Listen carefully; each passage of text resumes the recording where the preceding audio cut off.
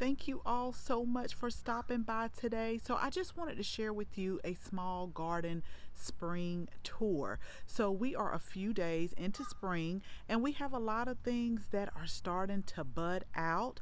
Now, we are in coastal Georgia, and again, I will tell you that we have kind of like a mild winter. This winter was a little bit colder, and then it's like we immediately go into summer. There's so much pollen everywhere. No matter how many times we wash the vehicles, the next morning it is covered with pollen. But what I wanted to share with you are a few things that are starting to bud out and starting to get new growth on it. Now, we still got a lot of spring garden cleanup to do, but I just want to take you along on the initial phase. So let's go ahead and let's get started.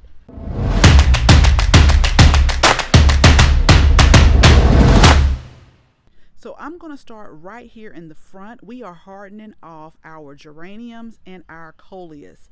The geraniums we started from seeds, and then the coleus, what we did is we took cuttings before frost. Now, if you're not sure when to start seeds or how to determine all of that and just some pointers on starting seeds, I'm going to link our seed starting masterclass. This masterclass is going to show you how to read labels, know when to start seeds for your zone, and it just gives a wealth of information so that you don't have to keep looking at other people saying they're starting seeds and it's not time for you to start seeds. This is going exactly where you live. It's a great masterclass. We've had nothing but positive reviews about it, so I encourage you to go ahead and take the Seed Starting Masterclass if you have any questions about starting seeds. So what we have done right here in the front is we've cleaned out our containers that we always changed out with each season.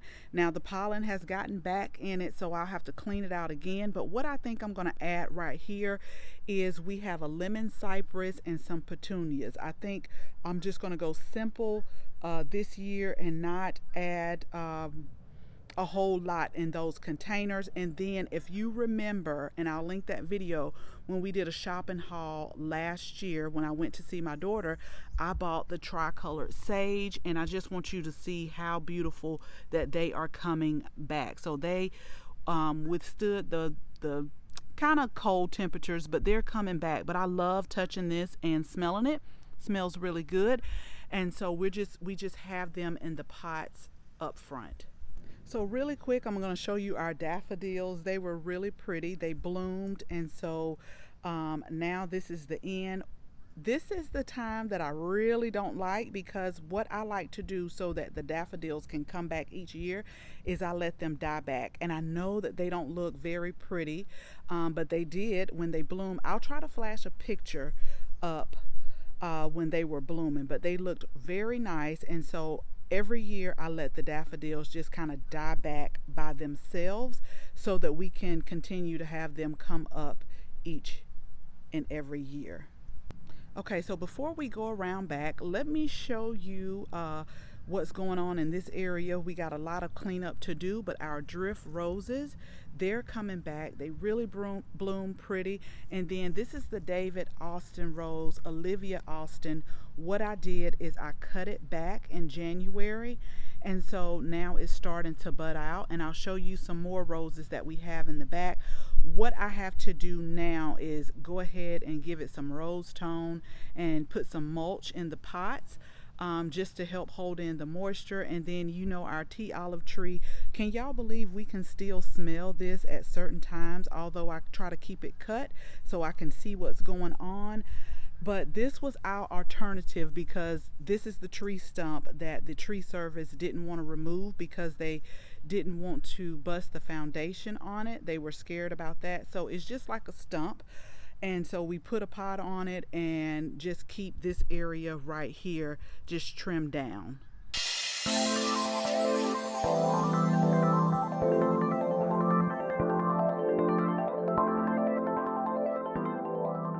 So let's go ahead and start right here in this section right here.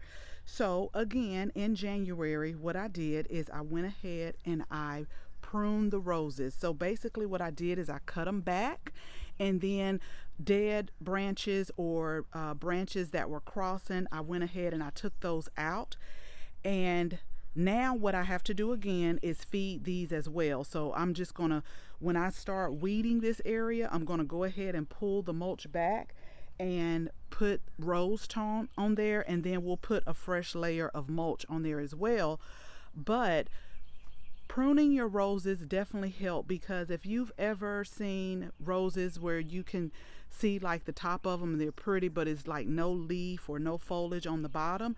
So pruning them when they're dormant is a good time to do it. Some people do it in fall. It just depends on where you're at.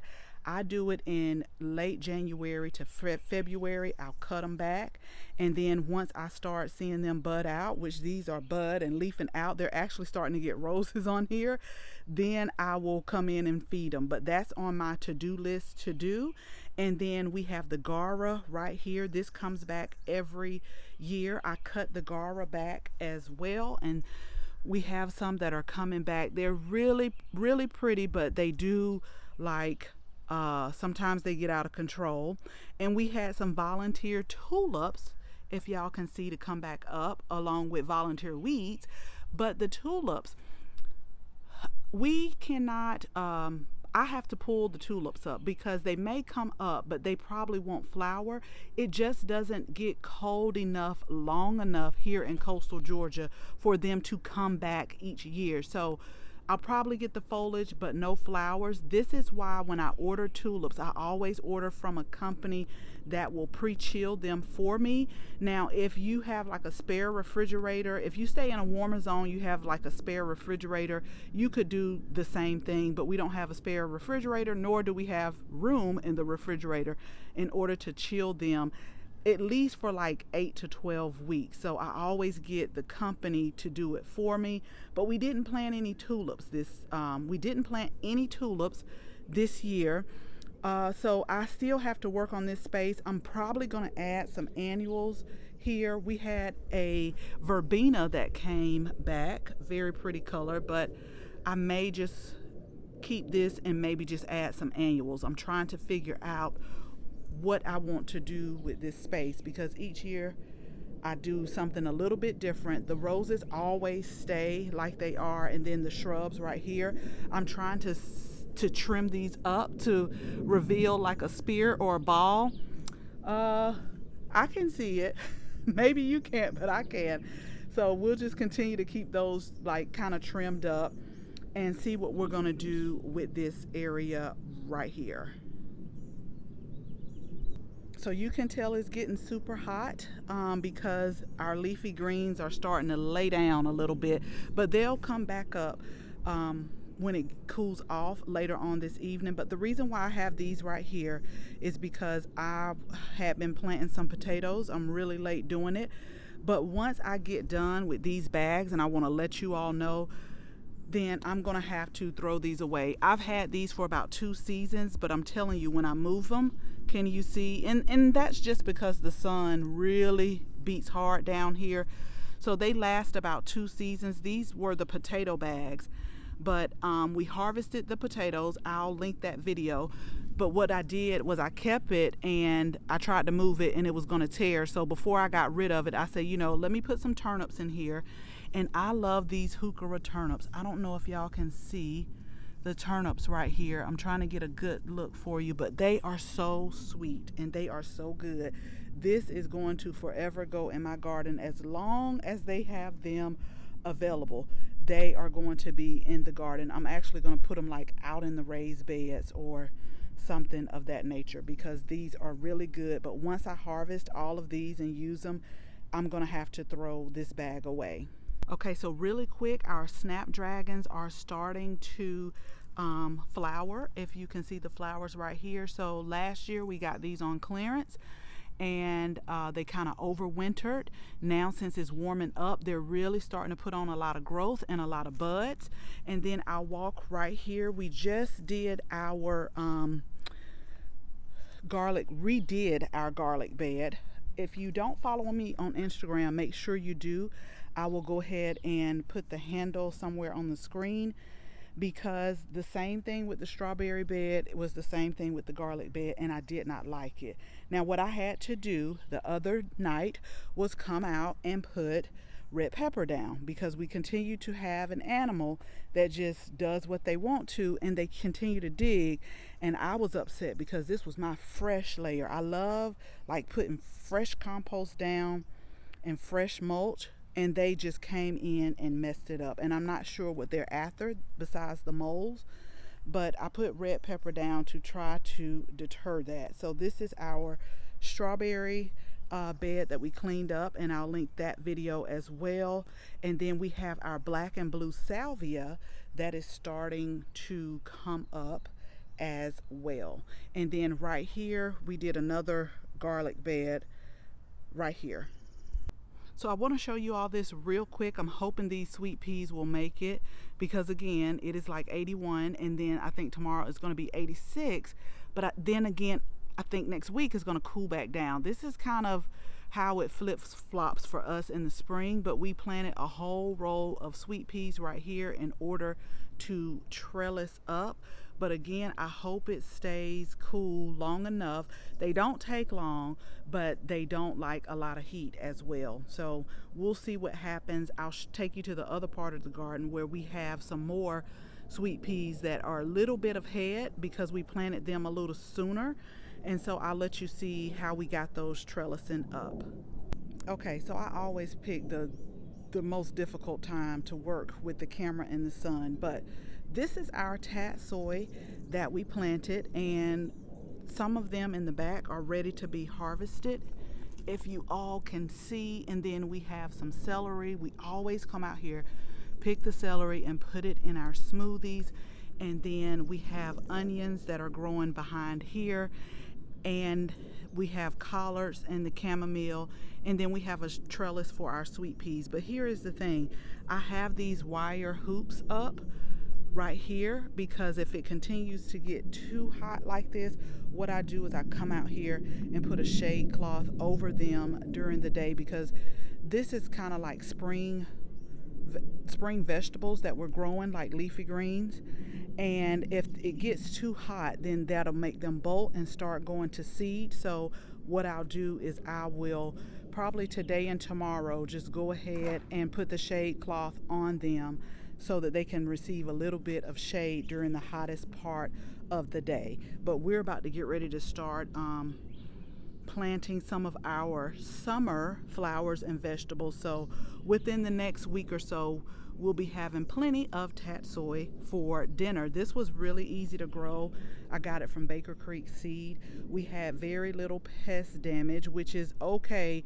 I mean, that's why I always love like the fall season, because we have very little pest damage. Just a couple of things, some type of animal got in here as well, so I know I had to put like the red pepper flakes in here also. So right here we have 3 total Rosa rugosa that we're growing in the pots. I'm actually going to use these. These are good when they create the rose hip to put in teas. Y'all know how much I love different teas and growing different herbs for teas. We're growing chamomile, lemon balm. What else am I growing this year? We're still growing the hibiscus, the sorrel, and I want to say nettles this year and something else, but I have holy basil. Holy basil, we always grow that. But let me take you real quick over to our leafy greens. I'm also going to have to put my wire hoops up and go ahead and put a shade cloth on. But this is just a mixture of like collard greens and kale, and then also we have another trellis of sweet peas. So we have a total of 3 trellises of sweet peas, and then I have to get over here and thin out these beets.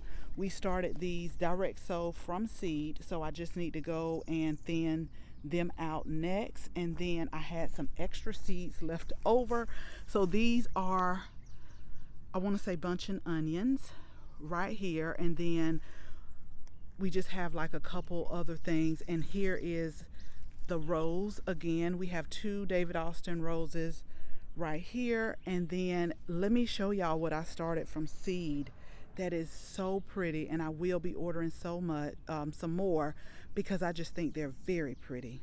Okay, I hope you all can see, but this is another container in the back where we always change out. And so I started these Johnny Jump Ups from seed. Now, Johnny Jump Ups, a lot of people use it in the salad, but since these are containers where I do put like a synthetic fertilizer in here, so my growing containers that I use and change out each season, I will use like a synthetic fertilizer. So I'm not putting these in my salad, but I just love these. We started these from seed in the fall.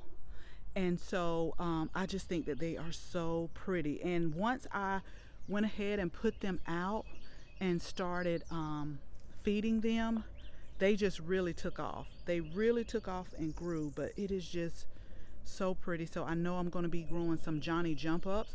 I may grow some in our actual raised beds and do it organically so that I can put them in salads. Like, I think that would be such a beautiful finish for the salads.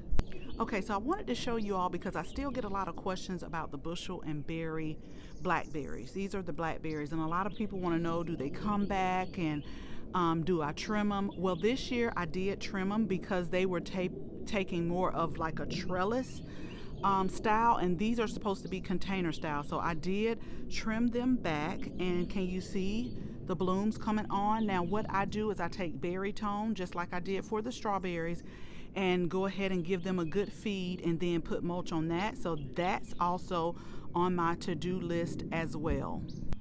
So let's look at our patio containers that we have. We have the leafy greens. I went ahead and took the shade cloth off so I can show you. Again, during this part of the day, we put a shade cloth on just to try to keep the heat from beaming down on it so hard, because leafy greens are cool weather vegetables. And then over here on this, let me just show you real quick.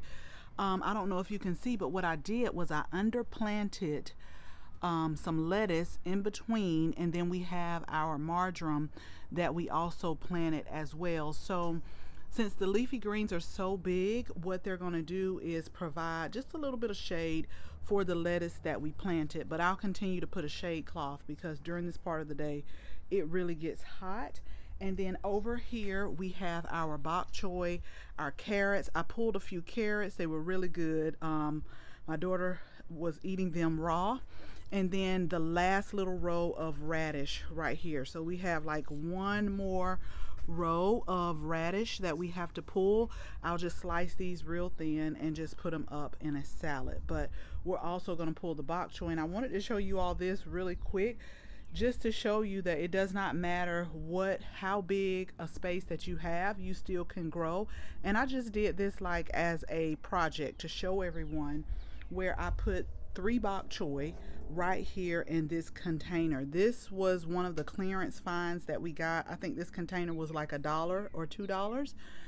And really what it is, I think it's like I want to say it's an ice bucket, but like these right here, they're ready to harvest. We have like a frog friend somewhere down in here that continues to hide in here. I see him. Let me see if he won't be shy for the camera. So can y'all spot him? Like, this is his place. This is where he loves to hide. Now I don't want him jumping out on me, but if you can see those little eyes, that's where he like to hide. But I'm about to get ready to pull it, so he's gonna have to find another hiding space.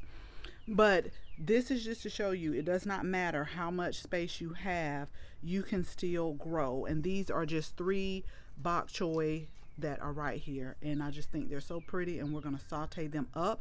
So that I won't make this video too long, I'm just going to show you some other pictures of things that we have blooming in the garden, because we have still some pots, we have some seeds that we've started, we have a lot of different things that are going on, but it's going on in a good way. So let me just show you a few more pictures of some things that are going in the garden, and then we'll go ahead and wrap everything up.